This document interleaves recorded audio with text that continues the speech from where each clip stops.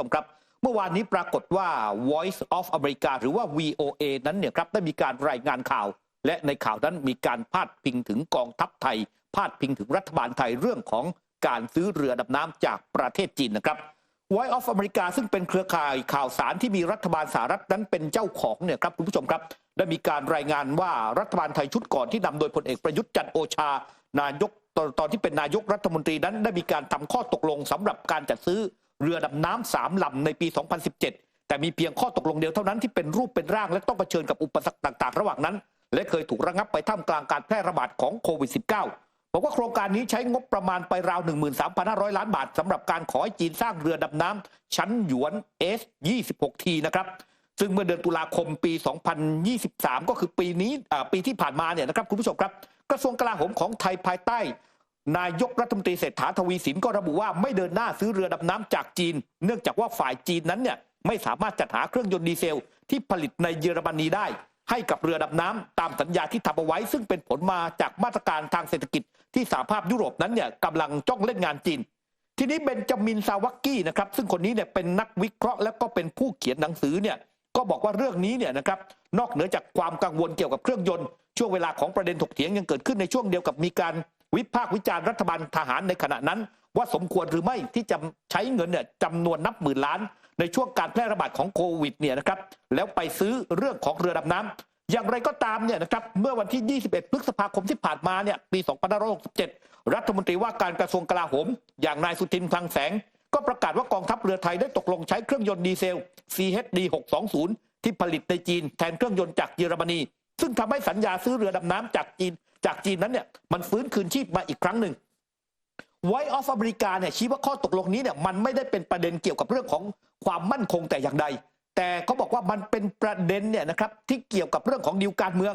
บอกว่านักท่องเที่ยวจีนนั้นก็มีความสำคัญต่อเศรษฐกิจนะครับของประเทศไทยจีนก็เป็นคู่ค้ารายใหญ่มูลค่าการค้าซื้อขายกันเนี่ย 135,000 ล้านดอลลาร์สหรัฐเมื่อปี 2566 Voice of America นั้นบอกว่าตามหลังการรัฐประหารเนี่ยก็ทำให้รัฐบาลไทยนั้นใกล้ชิดกับทางด้านในส่วนของจีนอย่างรวดเร็วและมีการดำเนินการเนี่ยนะครับในการซื้ออาวุธจากจีนเนี่ยจำนวนมากด้วยนอกจากนั้นยังบอกนะครับว่าไทยเนี่ยต้องการจริงๆแล้วเนี่ยไทยไม่มีความจำเป็นที่จะต้องใช้เรือดำน้ำนะครับแล้วก็จีนก็ไม่จำเป็นที่จะต้องขายให้กับไทยด้วยแต่ถ้ามองมุมอื่นๆนั้นเนี่ยครับก็บอกว่าตอนนี้เนี่ยเขามองว่าความสัมพันธ์ทางทหารทั้งสองประเทศนั้นเนี่ยมันเกิดขึ้นมากยิ่งมากเพิ่มเติมนะครับโดยเฉพาะเนี่ยหลังการรัฐประหารเกรกเรมอนนั้นบอกว่าในส่วนของฝ่ายจีนนั้นพยายามผลักดันขายเรือดำน้ำให้กับกองทัพไทยเนี่ยก็คิดว่าสิ่งนี้เนี่ยนะครับมันเป็นสิ่งที่จะทำให้จีนนั้นเนี่ยเข้ามามีอิทธิพลในภูมิภาคแห่งนี้และก็ต้องบอกว่าวันนี้เนี่ยฝั่งของสหรัฐอเมริกานั้นเนี่ยกำลังวิตกกังวลดีลเรือดำน้ำระหว่างไทยกับจีนเพราะมองว่าไทยนั้นเนี่ยจะไปสร้างเนี่ยนะในส่วนของการเทียบเรือดำน้ำเนี่ยซึ่งก็ต้องไปใช้ฐานทัพเรือที่สัตหีบแล้วสหรัฐอเมริกามองว่าที่ฐานทัพเรือสัตหีบเนี่ยมันมีเรือรบของสหรัฐอเมริกาเนี่ยมาเทียบท่าอยู่บ่อยครั้งและตรงนี้เองเนี่ยก็จะทำให้ในส่วนของอเมริกานั้นเนี่ยจะถูกเขาเรียกว่าล้วงข้อมูลความลับด้านความมั่นคงนะครับนั่นก็คือสิ่งที่สหรัฐอเมริกานั้นกังวลนะครับแล้วก็ Voice of America นั้นเนี่ยก็เอาไปรายงานเป็นตุเป็นตะว่าดีลนี้เนี่ยมันเป็นดีลการเมืองไม่ใช่เป็นเรื่องของความมั่นคงไทยไม่จำเป็นที่จะต้องมีเรือดำน้ำและไม่จำเป็นต้องซื้อเรือดำน้ำจากจีนแต่อย่างใดครับส่วนวันที่ 15 แล้วก็ 16 มิถุนายนนี้นะคะจะมีการประชุมสันติภาพเกิดขึ้นที่สวิตเซอร์แลนด์แล้วก็เป็นที่แน่ชัดแล้วว่าทางการของสหรัฐอเมริกานั้นเนี่ยจะมีการส่งรองประธานาธิบดีก็คือกัมมาลาแฮร์ริสแล้วก็เจคเซเลวันนะคะที่ปรึกษาด้านความมั่นคงแห่งชาติเนี่ยไปร่วมการประชุมซึ่งพอหลังจากที่มีการเปิดเผยเรื่องนี้เนี่ยหลายฝ่ายก็มีการคาดการณ์ว่าเหตุและผลที่โจไบเดนผู้นำของสหรัฐไม่เดินทางไปประชุมด้วยตนเองเนี่ยเป็นเพราะอะไรแม้ว่าจะมีกำหนดการของโจไบเดนในการระดมทุนหาเสียงในรัฐแคลิฟอร์เนียซึ่งมันตรงกับวันที่ 15 มิถุนายนพอดีแต่ว่าไม่มีข้อน่าสังเกตข้อหนึ่งว่า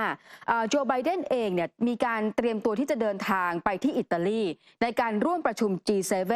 ในวันเดียวกันก่อนที่จะมีการประชุมสันติภาพนะคะแต่ว่าจากการเปิดเผยของเคอร์สแตนอาเลนโฆษกของแฮร์ริสเนี่ยบอกว่าสิ่งสำคัญเลยเนี่ยการไปประชุมครั้งนี้หรือแม้กระทั่งเนี่ยเรื่องของแรงผลักดันต่างๆก็ยังคงย้ำชัดถึงแรงสนับสนุนของสหรัฐอเมริกาที่มีต่อประชาชนชาวยูเครนรวมไปถึงยังบอกด้วยว่าพันธสัญญาของรัฐบาลโจไบเดน กับทางด้านของกัมบาลาแฮร์ริสนั้นสนับสนุนความพยายามของยูเครนสำหรับเรื่องของสันติภาพมาโดยตลอดสอดคล้องกันกับที่จอห์นเคอร์บี้โฆษกสภาความมั่นคงแห่งชาตินะคะยืนยันแล้วก็ย้ำชัดว่าที่ผ่านมาก็จะเห็นว่าโจไบเดนนั้นให้การสนับสนุนยูเครนมากกว่าประเทศไหนหรือว่าชาติไหนในโลกรวมไปถึงที่มีการยกเลิกข้อห้ามในการอนุญาตให้ยูเครนนั้นใช้อาวุธที่จัดหาโดยสหรัฐสามารถโจมตีไปเป้าหมายต่างๆในรัสเซียได้ค่ะครับในขณะที่ทางด้านฝั่งเซอร์ฮีนิกิฟอรอฟโฆษกของประธานาธิบดีวโลดิเมียร์เซเลนกี้ผู้นำของยูเครนนั้นได้ออกมาเปิดเผยถึงประเด็นการประชุมสุดยอดสันติภาพที่จะเกิดขึ้นที่สวิตเซอร์แลนด์ 15-16 มิถุนายนนี้นะครับโดยบอกว่าตอนนี้เนี่ยครับการเจรจาต่อยอดจากสู่สันติภาพ 10 ประการของเซเลนกี้นั้นจะเน้นไปที่ 3 ประเด็นสำคัญได้แก่ความปลอดภัยทางนิวเคลียร์เรื่องของความมั่นคงทางอาหารและการปล่อยตัวนักโทษรวมถึงผู้ถูกเนรเทศทั้งหมดเนี่ยบอกว่า3ประเด็นนี้มีศักยภาพที่จะรวมประเทศที่มีมุมมองที่แตกต่างกันเข้าด้วยกันได้ทั้งนี้เซเลนกี้นั้นเคยประกาศสู่สันติภาพ 10 ประการของเขาเป็นครั้งแรกในการประชุมสุดยอดกลุ่มเศรษฐกิจหลัก 20 ประเทศหรือว่า G20 นะครับเมื่อเดือนพฤศจิกายนปี 2565 ซึ่งนอกจาก3ประเด็นข้างต้นแล้วยังรวมถึงการฟื้นฟูบูรณภาพแห่งดินแดนของยูเครนการถอนทหารรัสเซียทั้งหมดและการจัดตั้งศาลพิเศษเพื่อดำเนินคดีอาชญากรรมสงครามกับทางด้านรัสเซียนะครับสำหรับผู้ที่จะร่วมประชุมครั้งนี้ทางสำนักงานของเซเลนกี้ระบุว่าตอนนี้เนี่ยมีทั้งหมดเนี่ย107 ประเทศและองค์การระหว่างประเทศได้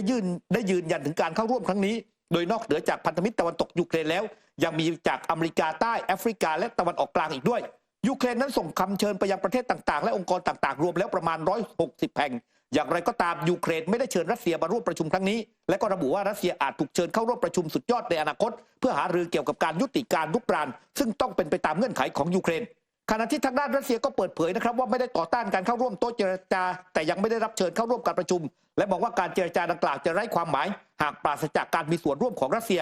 ส่วนทางด้านวิโอลาแฮมเฮิร์สประธานาธิบดี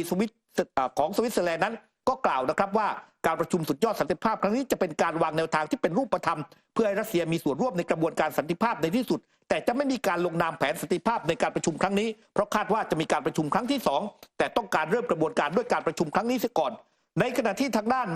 หนังสือพิมพ์ต่างๆนั้นก็มีการรายงานข่าวนะครับโดยมีการไปสัมภาษณ์ศาสตราจารย์ทอมมิโค